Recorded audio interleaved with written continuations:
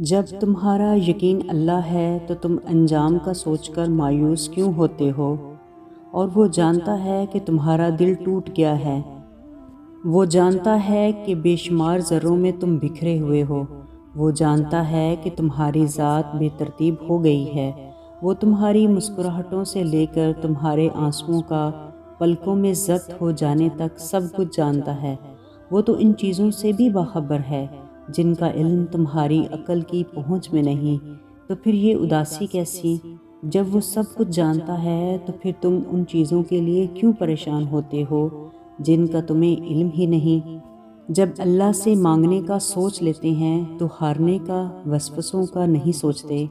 جب اللہ سے مدد کی فریاد کرتے ہیں تو یہ فکر نہیں کرتے کہ مخالف کون ہے۔ آزمائشیں ہمیشہ تمہاری ان چیزوں سے ہونے والی محبت پرکھنے کے لیے نہیں آتی جو تم سے دور کر دی گئی ہیں۔ آزمائشیں تو تمہاری اللہ سے محبت کی شدت پرکھنے کے لیے آتی ہیں۔ دنیاوی رشتے توڑ کر تمہارا امتحان لیا جاتا ہے کہ تمہارا اللہ سے رشتہ کتنا مضبوط ہے۔ مجازی چاہتیں دور کر کے تمہیں آزمایا جاتا ہے کہ تم حقیقی سے کتنا قریب ہو۔ یہ رکاوٹیں اس لیے نہیں کہ جو تم مانگ رہے ہو وہ تمہارے نصیب میں نہیں، بلکہ یہ رکاوٹیں تو اس لیے ہیں کیونکہ تمہیں قبولیت سے پہلے قبول کرنے والے کے پاس پہنچنا ہے۔ یہ درد جس سے تم ابھی گزر رہے ہو یہ اللہ کے منصوبے کا حصہ ہے۔ تمہیں پہلے اس کے پاس لے جایا جاتا ہے جس کے لیے تمہیں پیدا کیا گیا ہے، یعنی کہ اللہ کے لیے۔ پھر تم تک وہ سب کھینچ لایا جاتا ہے جسے تمہارے لیے پیدا کیا گیا ہے۔ اور یاد رکھیں کہ وہ ہر کسی کو اپنے پاس لوٹنے کا موقع نہیں دیتا، وہ ہر کسی کو اپنی محبت عطا نہیں کرتا۔ تو اگر اللہ نے تمہیں اپنی محبت کے لیے منتخب کیا ہے تو جان لو کہ سب کچھ پہلے سے تمہارے لیے تیار کر چکا ہے جو تم اس سے مانگتے ہو۔ اللہ کے پیار کے لیے جن کو چن لیا جائے اس سے کائنات کی ہر چیز پیار کرنے لگتی ہے۔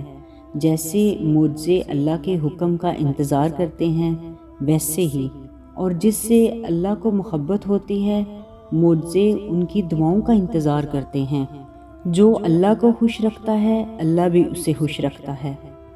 یہ نا امیدی بھی تو ضروری ہے، ورنہ یقین کی طرف کیسے آؤ گے؟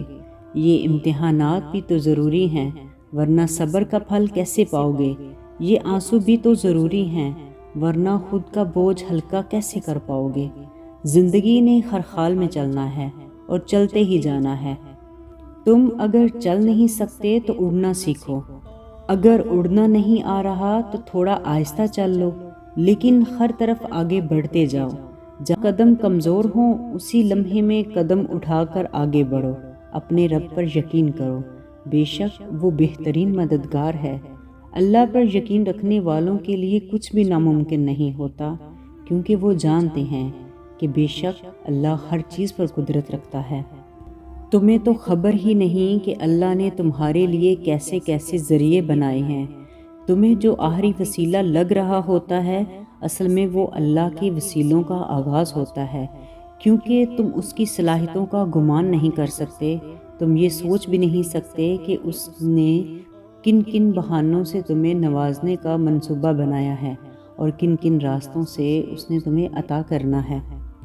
یقین رکھنے والوں کا یقین کا سب سے بڑا اور مشکل امتحان لیا جاتا ہے، جو اس امتحان میں اللہ پر توکل کرنا اور مانگنا نہیں چھوڑتے، ان کے لیے معجزے ہوتے ہیں۔ جب آپ کا یقین اللہ پر ڈر، خوف اور وسوسوں سے زیادہ ہو جائے تو سمجھ لینا کہ معجزہ ہونے والا ہے۔